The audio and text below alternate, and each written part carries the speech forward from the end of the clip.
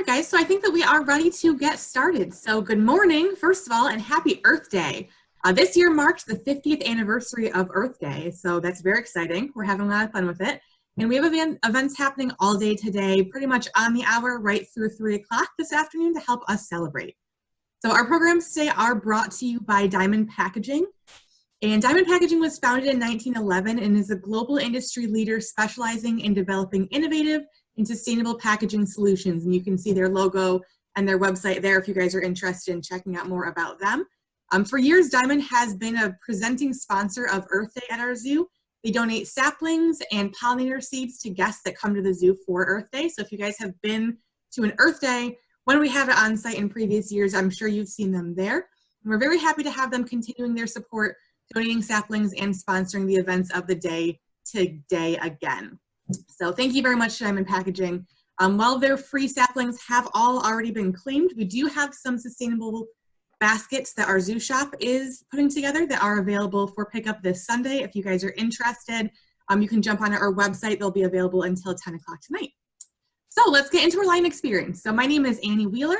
I'm the lead naturalist for programs at our zoo, and today joining me is James Weinpress, who is one of our zoologists that works very closely with our lions. James, you wanted to say hey? Hello, everyone. Thanks for coming. Happy Earth Day. Cool. So during this experience, like I mentioned before, you guys will not have access to audio or video to communicate with us that way, but we do encourage you to use the chat function. So I see a lot of people are already in there. If you can't figure out where it is, hover your mouse on the screen. At the bottom, there should be a little logo that says chat. You can click that and type in your messages to us, and we'll do our best to answer questions throughout, and then again at the end to answer anything that you might be wondering during the lion experience. So today we're going to be learning about enrichment, and we're going to see some enrichment in action with our lions in videos that we have for you guys today. And then we're also going to be talking about the conservation of lions because we love them and very important to their ecosystem, and we really got to work on protecting their wild counterparts in Africa too. So James, I want to start with really defining enrichment. We hear the word enrichment a lot, especially throughout the zoo with all of our animals. Can you tell me what exactly enrichment is and why we do it with our animals at the zoo? Yeah, so enrichment is something that we provide our animals on a daily basis that promotes and encourages the naturalistic behaviors of each individual species. I always like to say, for these animals, it makes yesterday different from today and tomorrow different from today. And it can be a number of different things. Novelty is key. Evaluation is key, and it's, as a zoologist and a zookeeper here at the zoo, it's one of my favorite things to do is come up with new different types of enrichment to really encourage those species-specific behaviors we want to see within our animals. That's great. And then are there specific types of enrichment that our lions like better than others, or have there been anything that they don't like when you tried it with them? Yeah, so it's like a game when you're trying to figure out what are the lions going to engage with the most. And sometimes I go off by, what I know about lions as a species, but then also we've got 3 wonderful individual lions that live here at the zoo, and their personalities are very different from lions at other facilities. So lions understand their world a lot through their sense of smell. So sensory enrichment is something that we do a lot. And I brought some examples today, some of Asha's, Zuri's, and Chester's favorite. They love their, I don't know, hopefully they can see this, spearmint extract. They go crazy for this. We got a bunch of spearmint from our, as Christmas gifts, which is really nice. They like perfume. So they'll seek out perfume and they'll smell and they'll roll in it. And then our 3 lions love cumin. Boy, every single department at the zoo looks like they have their own little spice rack because we like to give the animals all different types of scents. And boy, our 3 lions, they sure love the smell of cumin. And they roll in it for a long time and they get it all over themselves. Nice. That's awesome. So we're going to watch a couple of video clips of our lions at the zoo interacting with some enrichment. So we're going to play our first one. I want you guys to watch it and guess what kind of enrichment it might be. It's not super obvious, but if you were listening to James, you might have an idea here. All right, so we see 2 of our lions. So that's Asha and Chester right there. Oh, I see a lot of rolling happening. That's a good sign. James, what exactly is going on with that? So I sprinkled some, I believe that was ginger that day that I put out. And I sprinkled just some around the log and the grass, and these 2 came out and they could not get enough of it. That's awesome. Are there other things you've tried sprinkling around? Is it, different spices and perfumes you put on there? Usually I think I usually put 1 to 2 different spices. They don't get something in terms of sensory enrichment every day, because the key to enrichment is keeping it novel and not overdoing the same thing over and over again. So in this instance, I believe on this day, it was some type of very strong smelling perfume that I got all over myself. And then on the logs out in the exhibit, and then I put a little bit of those spices right up at the front, because I wanted to get this video. And in terms of being a zookeeper and evaluating their reaction to enrichment, this was really successful, because it kept on going long after I stopped recording. So great to catch moments like that on video too while they're distracted. That's really great. All right, so we are going to watch another video now. It's going to be a clip of just one of our lions going after a totally different form of enrichment. So let's get that one playing here. All right, so we see something hanging there. Oh, and it's down. All right, James, which lion is that? So this is Asha. She's our smaller of our 2 female lions that we have here. And small is pretty relative, since she weighs around 280 pounds. So one of the things as an individual she really likes to do is jump up and grab things, which is a really good natural behavior we like to promote. These guys are natural stalkers, natural hunters, and I like to make it a challenge for them to get special treats. So inside that box, I believe that day was a little bit of turkey, and boxes are a great way to encourage them to use their minds, their teeth, their claws, and figure out how they're going to get at those snacks. So it's not just a matter of hiding it, where they have to go around the exhibit, look for it, but sometimes you have to make them work for it even more. And Asha is really good at jumping up and catching out of that cardboard and bringing it down and tearing it open. The enrichment doesn't last long, but it's really fun seeing them show off their athletic abilities. That's so great. And if you guys have, any of our viewers here have been to our zoo and seen a lion experience in person, you may have seen something similar, and you may have seen James actually harnessed in, going on top of that rock, because it's hanging down from the Kopi rock in their exhibit there. So he goes up there harnessed in, he may dangle things down or tie them up there. And it's a little bit different every time, but it is pretty popular, and for the most part gets them going, right, James? Have we had times where they just aren't interested in it, even if you try hard? Definitely. Just like all their interactions with the keepers here, it's completely voluntary. So some days I'm really excited for enrichment, and the animals interact with it for a real long time, and it completely I reached my enrichment goal. I said, I wanted to see them do this behavior or take on this challenge. I put that enrichment out there, and they did it. And other days, I'm really excited to put a lot of work into it, and they'll smell and they'll go, no thanks, and they'll walk away. So it's completely up to the animal how much they're going to interact with it. It's my job to make sure that I'm putting things out there, though, that they're going to really want to interact with. But, just like we have all different moves and energy levels, so do the animals. And some days you get a big reaction, and some days you don't, and that's good. It's all good to remember. We write it all down and remember it for the future. Absolutely. I am seeing a couple comments here real quick that are saying that the lions look cute and they might want to pet them. James, what do you think would happen if even you, the person that the lions probably know the best, tried to interact with them in a way that may be kind of like we do with our pets? Do you think that would be something that would be good for you, or probably not work out so well? Would it not be a good thing to do? No, our lions know that they're lions, which is exactly what we want. So when it comes to providing with them enrichment, or when it comes to doing positive reinforcement training with them, there's always a barrier between us and them. That means no matter what is going on, the animal has the ability to walk away whenever they want to, and the human has the ability to walk away whenever they want to. When we do our training demonstrations, I love the fact that people think they're cute, because they're pretty cute animals. They're very good looking animals we've got here. But petting them is something that we wouldn't want to do, because part of their training involves different types of tactile. Tactile is just a fancy word for touch. Because since training is voluntary and they don't have to participate if they don't want to, we need to make sure that they find training reinforcing, non-stressful, and just basically a positive interaction between us and them. And so if we need to do something like do an ultrasound, give them a vaccination, or do a blood draw, that's still all on their terms. And since that's all different forms of touch, we want to make sure that they're ready for it, they're comfortable with it, and it's a positive experience for them. So with the best intentions, if I went to go touch them because I want to show them affection, they might not interpret it that way. And I could very easily spook a 400-pound male lion named Chester. And then he's associated that with me. Not to mention, I'm putting my fingers at risk. They are African lions.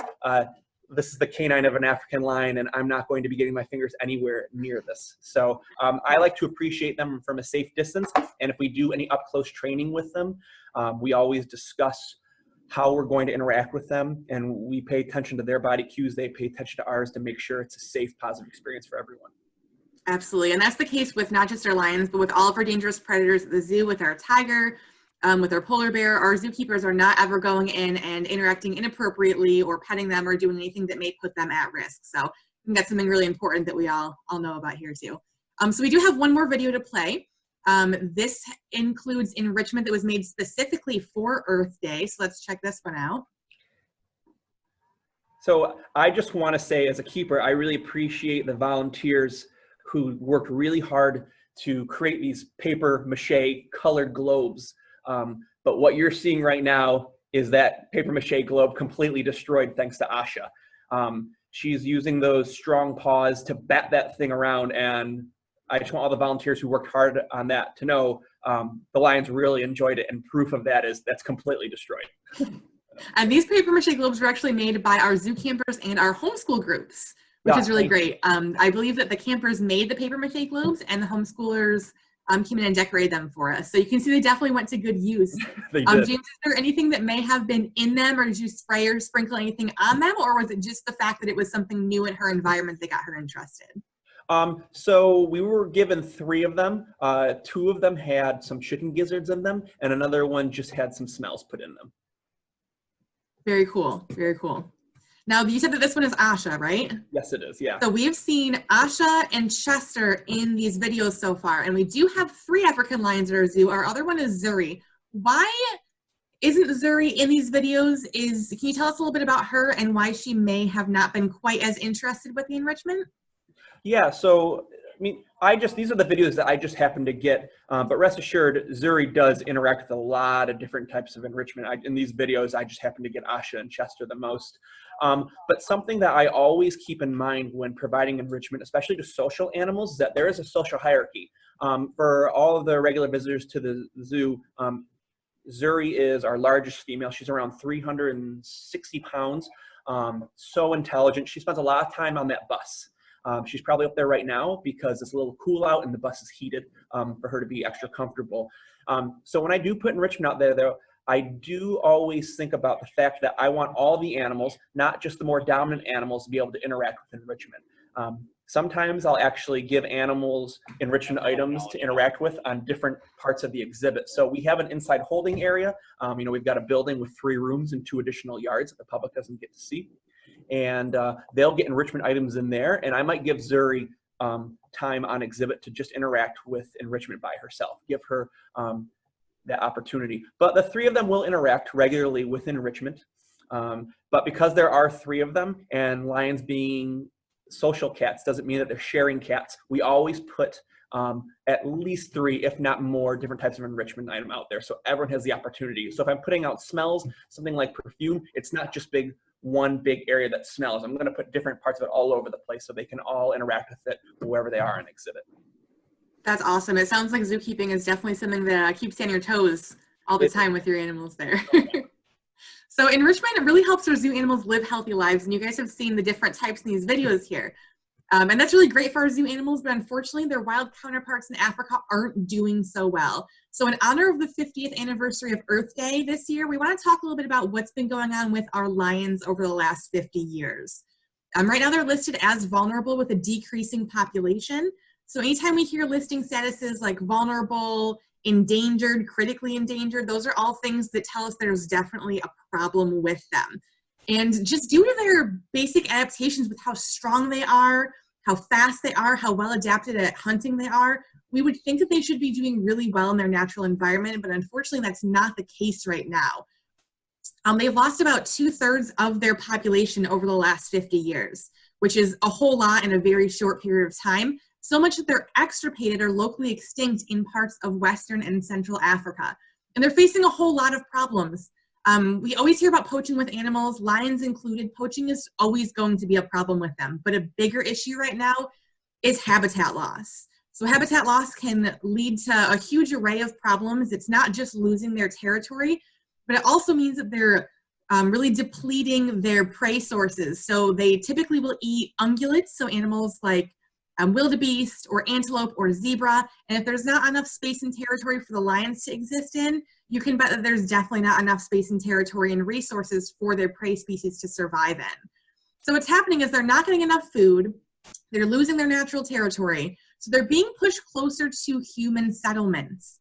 And humans that live in these rural areas in Africa really depend on their livestock for their livelihood. So if you can imagine a lion that doesn't have space, doesn't have natural prey sources, being pushed closer to humans, those fenced-in livestock are going to look like a super tasty meal to them.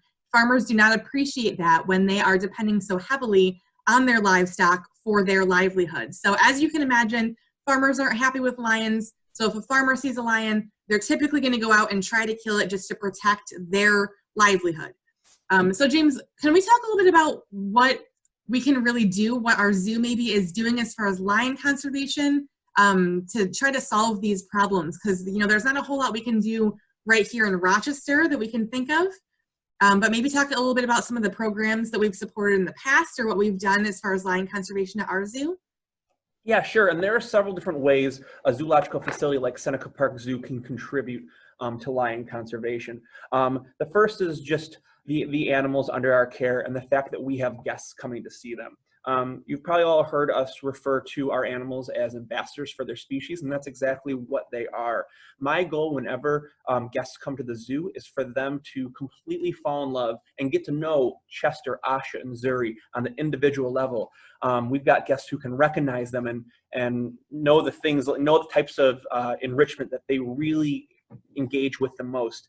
I want them to take that passion for these individuals here and have that spread to lions as a whole. And that's one of the most powerful things that zoo does, is connect people who normally wouldn't get to see an African lion or any other type of cool animal that we house here at the zoo right here in Rochester. And then they take that knowledge of the risks and threats and utilize that to make a big difference basically worldwide off zoo grounds. So in terms of managing our animals in a conservation care environment, we do hope to have cubs someday, and that contributes to the overall population of African lions. Making sure that now our zoo is participating with other AZA accredited organizations to ensure that we have a genetically diverse and growing populations of African lions, and we do that through the Species Survival Plan, working with researchers and specialists who can track the genetic lineage of almost all African lions under human care, so we know that we have a healthy growing population. Awesome. One of the things that we have done in the past is support Snapshot Safari, which is a really, really cool citizen scientist program, which Annie, you might be able to go more over the details of that, but basically it's empowering our guests in Rochester, New York to contribute to field research from the comfort of their own homes.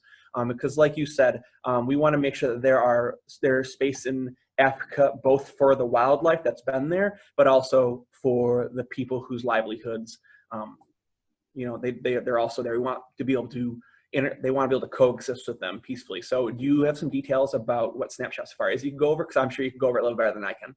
Yeah, absolutely. So we actually have a camera trap initiative at our zoo too that checks out what's around Rochester and the predator prey species in our areas. And they do a similar thing in Africa. So they put out lots of these camera traps to try to monitor what species are there. So a lot of the lion population is focused right now in southern and eastern Africa. And a lot of those areas are fenced in reserves. So it's gotten to the point where the natural ecosystem just can't function without some sort of monitoring. So conservation organizations down there are fencing in areas and then monitoring to see what the balance is like there. So they're taking thousands and thousands of pictures every time something moves in front of these camera traps all across Africa, and they're putting those pictures up online to let people in Africa or Rochester or anywhere in the world that can access the internet sort through and identify what's in there. That means that if they're seeing in one specific area, they're seeing a high level of prey species and a balanced level of predators, they know that they're doing something right in that reserve. So maybe they can take those management aspects and move them over to other reserves that maybe don't have the best balance there. So I always say the basis of conservation is research. You have to start with figuring out what exactly is going on before you can solve the problem. And Snapshot Safari is really great with doing that. They try to figure out what's going on and then apply conservation techniques after that. So they're a really great program to do. And like all the things that James was talking about, there's a lot that our zoos do. A good AZA accredited zoo like us, the Seneca Park Zoo, we're helping with conservation all over the world. So even though it sounds like it's not a great situation for lions in Africa right now, by coming to the zoo and by supporting the zoo, you guys are helping lions in Africa by being here in Rochester. So it's really empowering once you stop and think about how much zoos are involved in the conservation of these species that are vulnerable, threatened, endangered. So it's really fantastic what our zoo is doing for them. It's fun, Annie. Like I've gone home and done the Snapshot Safari, and it's like a game because you never know what kind of animal is going to pop up in the photo in front of you. So it's fun to figure out, and it's really set up to help you identify that animal. You don't have to go into it being an expert, which is really beneficial. They really walk you through it, and it's really cool, and it's really neat to be able to contribute from your own couch. Yeah, it's really great. If anybody's interested in participating in that, you can just go ahead and look up Snapshot Safari online, and it'll take you right in there to the website. So we do have about 5 more minutes left here, so I did want to answer a couple questions that our viewers have had throughout the experience here. James, somebody was asking if they like to climb trees. Do our lions climb at all? Have you seen them up in high places? So lions are actually very good climbers. In our exhibit, we don't have any trees that they climb. The trees that we have, they thankfully leave alone because they get nice and green during the summer and they sleep under them for shade. But we do have a very large copy rock in the middle of our exhibit. And being predators, they like to be up high, good smells pass through. They can look down onto the guests. They can look down into the park and see what's going on there. So they are good climbers, yeah. Awesome. And how do our lions do during the winter? Are they okay with the cold? Is there anything that we do for them to help them out with the temperature change? Yeah, so I always say that Africa is a continent of extremes, which means they do have their own version of winter, and it can get fairly cold there. And so these 3 individuals, as well as the species, are very tolerant to different temperatures. But obviously, being here at the zoo, we want to make sure that these animals are extremely comfortable. So on exhibit, there are 4 built-in heat rocks, which is as soon as they go and lay somewhere, it's nice and warm. So that bus that Zuri likes to lie on, that's heated during the winter. That big copy rock in the center, and then the 2 slabs where the straw is, where guests can look at them through the glass, that's all heated. They also always have access into a building, which is behind the scenes, which has, like I said, 2 outdoor yards, 3 inside rooms. That building is heated, and then in each room there is a heated slab on the ground. So they can always heat up if they want to. But I got to tell you, from my experience working with these 3, they are the most active during winter, fall, and spring. That cool temperatures, it really gets their energy up. And during the summer, 18 to 21 hours a day on average, lions are not doing much anyways. They're all about energy conservation. But during those cooler months, I have the most success with them playing with enrichment items. This is what will happen during a fall or spring is I'll put this perfectly brand new ball in, and this is how it comes out. Yikes. Well, that's really awesome to see that they interact with all that stuff even in the cooler temperatures too. Yeah. We have somebody asking if it's true that male lions would have a shorter lifespan because they are on alert protecting their females and their pride. Yeah, that's a very, very good point. So males do usually live a little bit less longer than females. Under human care, we do see our lions living longer lifespans, which is really nice, late teens, early 20s. But yeah, African lions have a very different life than female lions in Africa. So most prides of lions are composed of related females, juveniles, and cubs. An African lion male is only part of a pride for as long as they can defend it from other males. So they'll be a part of a pride, and if another individual or maybe group of male lions come, they have to defend that pride. If they lose, they get kicked out, and they're on their own to either live a nomadic lifestyle or find another pride that they take over from another male. So losing that pride can affect their lives, a little bit more rough and tumble of a life, in my opinion. And we do see them live a little bit less longer on average in their natural habitat. Right now, well, all of our lions here are 9 years old. but they're all healthy and doing well. They live a pretty cushy life here. Excellent. And we have time for one more question here. People are asking if the lions are acting differently now that the zoo is closed to the public and they're not having visitors, or how the zoo being closed may be affecting our animals. Can you talk a little bit about that? Yeah, for sure. I honestly feel like the zoo being closed has more effect on this animal right here. I think the zookeeper's lifestyle is being more affected than anything else.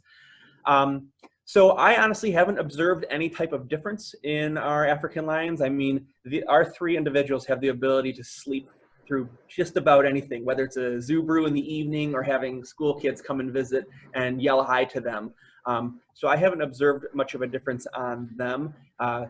But I have noticed, I also work with our California sea lions, and since we don't have any guests, when we do have an occasional employee walk by to observe a training session that we're doing on exhibit, the sea lions will do a double take because it's been a while since they've seen guests. So the animals are observing that there aren't as many people here because they're spending more time staring at the few people that do walk by.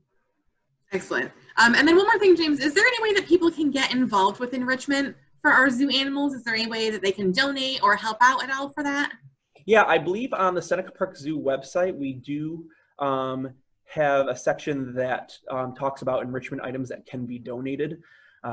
We always like getting lots of different smells, just because we don't want to give the same single one every single day. So anytime we get some type of new smell and it gets passed around.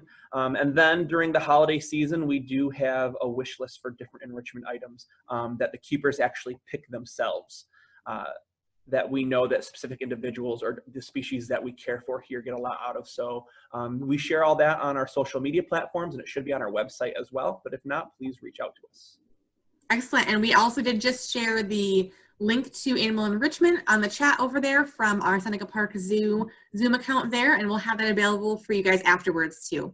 So that is just about all the time we have today for our lion experience, but I'd like to invite you guys all to check out our next experience at 12 o'clock, which will be macroinvertebrate sorting, which is super fun, with Dave Will, who's one of our other lead naturalists at the zoo. So thank you guys so much for joining us today. James, thank you so much for coming on and sharing your keeper insight with us. Oh, my pleasure. It was great talking to you, Annie, and we miss all of our guests here, so it's at least nice to be able to say hello digitally. Yeah, thank you guys so much for participating, and we look forward to seeing you throughout the rest of the day. All right, bye.